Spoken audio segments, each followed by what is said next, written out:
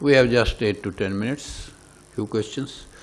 Let's start by asking first set of questions to the first speaker, then to the second, third, and that way we will go. Any question for Bruno Kreft?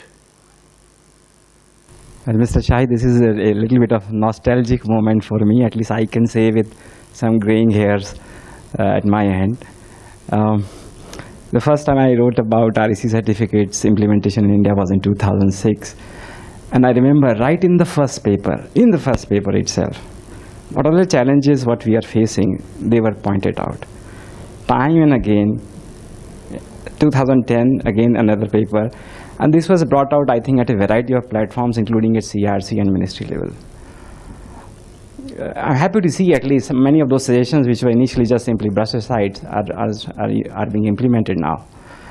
Quickly to mention that two key issues which still face here, and one is like a regulatory challenge, I will say, or you could say quote-unquote regulatory standards. When we start in the very beginning, when we started talking about having two kinds of certificates, the suggestion was made that we can have a multiplier wages scheme. Yeah. Right. Yes. So what I am saying is now since we have already implemented vintage-based multiplier, it's probably time. So there are two reasons, because we have already experimented with vintage, and second is now we have already seen solar costs coming down significantly. And second thing is, how do we enhance the liquidity? We have still not been able to address the RPO compliance. So one of the suggestions which was there that you make REC as a compliance mechanism itself. So there is no duplicity between two. You don't have a property union, you not check, at least as far as whether he is also selling under feed-in tariff and trying to claim RECs. You use REC as a compliance mechanism itself. That should have been done right from the beginning, then we would have at least addressed a number of problems. The other related issues about floor price, which still I believe remains very high. At that time when I suggested the process, how to estimate, should have been 50 paisa. Even now we are still sticking with 1 rupee, and all the trade happens at 1 rupee. So if trade is always happening as 1 rupee, which means compliance is poor, it remains. So who is currently buying it? Mostly the captive power generators. I think. Yes, I did get. So many of the questions raised are regulatory in nature. So the CRC, it's concerning the CRC. I would just like to mention that you said vintage multiplier has been introduced. It has really not been introduced. It is only for the solar that for a particular period, because the prices were valid for 5 years, from 2012 to 2017. And in between the change happened. So because of that change, only those projects which are already there, they got that benefit, and that also selective ones, not the new ones. So that is one. And the second is that the revised tariff policy has this technology multiplier and vintage-based multiplier also, that terminology is introduced. So hopefully we should see some action on that also later on. Thank you. Any more questions? One more question to us, and we will go to the next. Yeah. Is there any fungibility between solar and non-solar RPO, or is the regulatory authority are thinking about this? This is a topic which is very much prevalent right now, the solar and non-solar, whether we should merge or not, but the call is yet to be taken. But presently there is no fungibility. If it is solar RPO, as you've seen in the trajectory, that solar and non-solar has been mentioned. So the solar has to be met by solar REC and non-solar by non-solar RECs.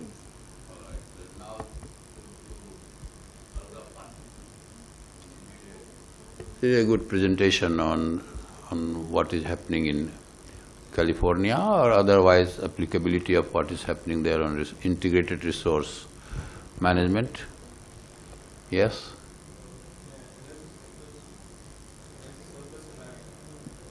Your mic is not working. In an energy surplus scenario, when you're planning it based on cost optimization, how do you compensate the losers, essentially? How you compensate the users? The losers. there will be someone who will be left out of the. One second. Does the model? So we're doing it for the whole state. So who exactly do you mean by losers here? So when you're planning to procure power, there's definitely someone who's left out from the energy mix.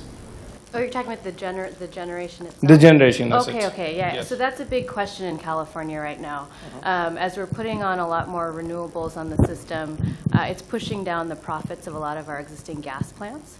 And so a lot of them have actually started to threaten retirement. And so we're seeing that a number of plants are going offline. And so there hasn't been any market mechanism in place from a regulatory perspective to ensure that we keep that power online.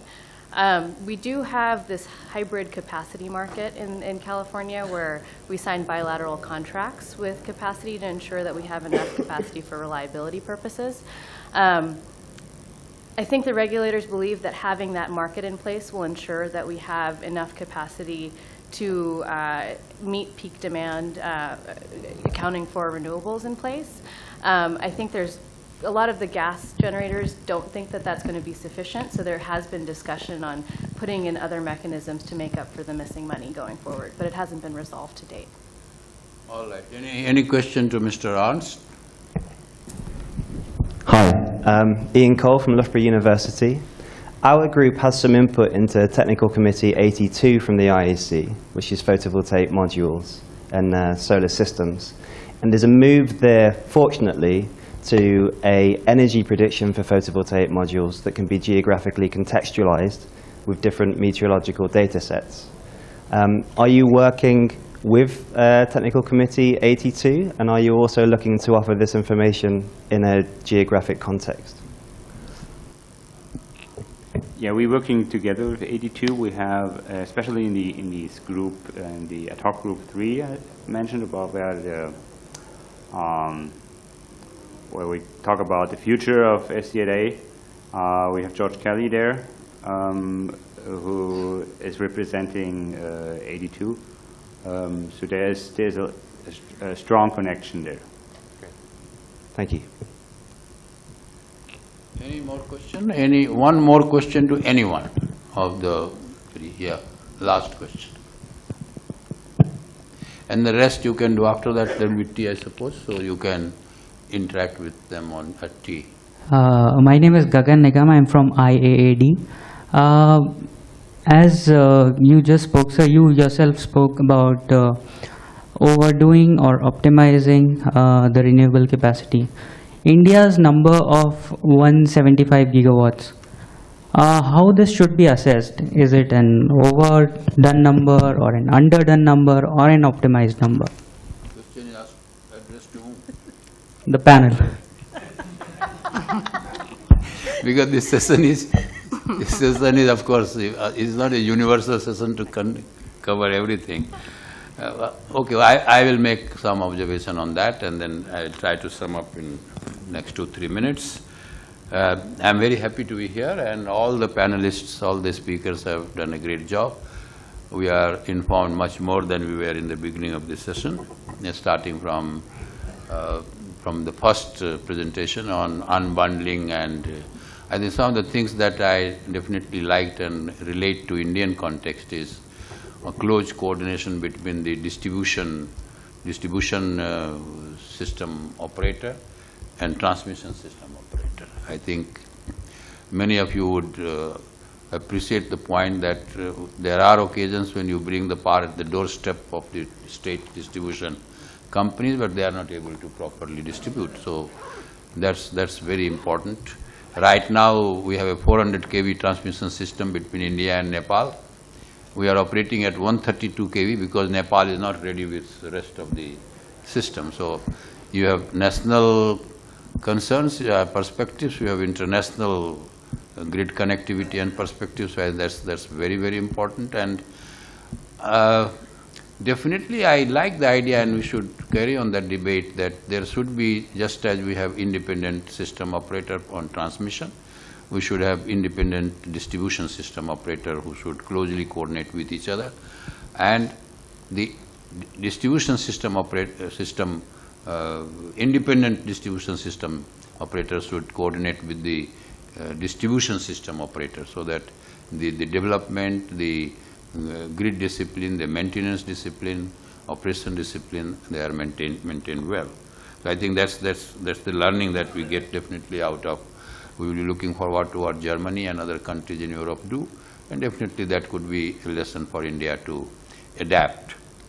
I think the REC mechanism is a good presentation, but the question is that one thing that did not come up, that in the context of massive program of renewable energy generation in India, whether the background under which we thought REC could promote renewable, whether that background exists or no longer exists.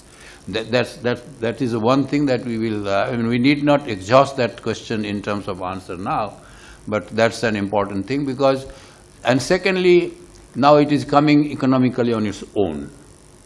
So whether we have to have the prop or the institution or the mechanism of REC to promote renewable on the long term is an issue that will need to be, otherwise we will be frustrated seeing the decline in response, decline in RPO obligation in terms of REC, decline in the trading of, wherever I go people say REC certificates are not being traded.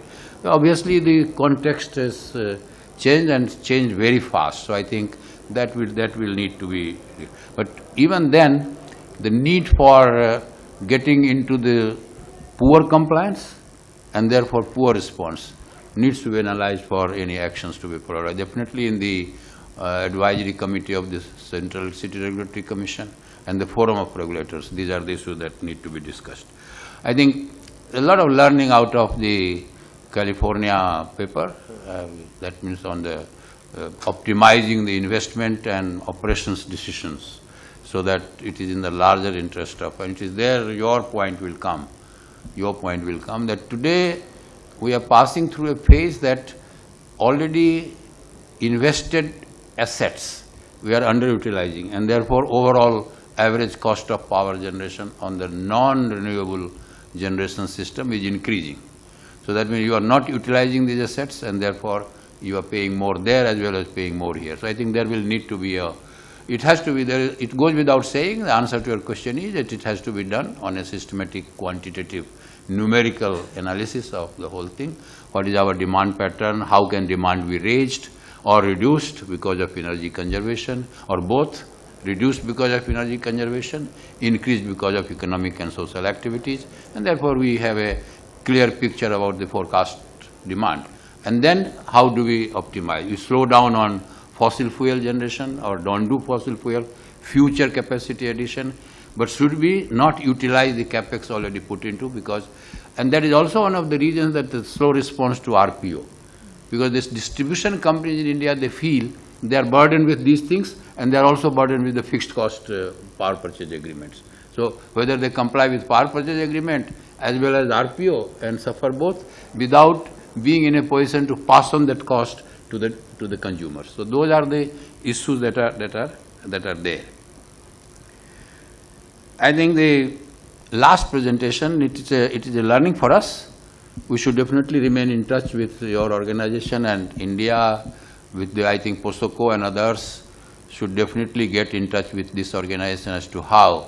But only thing is that, are we late? India is already, because we are asking this question in India. We are going so fast on adding this capacity, and the beauty of solar generation is that in 6-8 months it comes, quickly it comes. And then we find that we are in trouble in terms of variability of generation and compatibility with the grid management. So those are the issues that are already there. I think sooner your organization passes on this knowledge to the people. It may not be very comprehensive, it might be evolving. It may not become 100% perfect. Even if it is 80% okay, the benefit is passed on to the people who are in China or India are going a big way on renewable generation capacity in too short a time. And perhaps if we do not realize its impact on the grid management, we will be in trouble. We will definitely be in trouble. So while the objective and the action plans of the organization IECs are great, but to what extent those benefits are available at the right time? That is very important. Maybe that we might be quite behind the requirement in terms of our grid development and grid management in comparison with the way, the speed and the pace at which the generation capacity is being added. But this is a laudable job, and definitely in my own way I will approach the authorities to get in touch with your organization so that they can become part of that process. So I think with these I thank you very much. We are more or less, we were late by about 5–10 minutes, so I think more or less we are on time. Thank you. Thanks a lot.